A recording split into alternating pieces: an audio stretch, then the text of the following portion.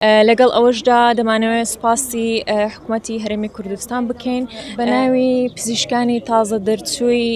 پزیشکی گشتی ساڵی 2023-2024 دوای ئەوەی کە لە چەند مانگی ڕابردوودا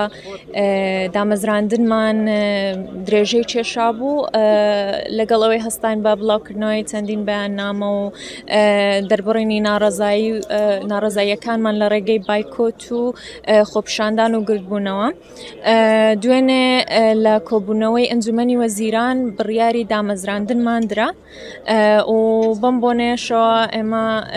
دەمانەوێت سوپاسی هەموو ئەو پزیشکە گەنجانە بکەین کە خۆڕاگر بوون و هەڵوێستیان هەبووە و داوای مافی خۆیان کردووە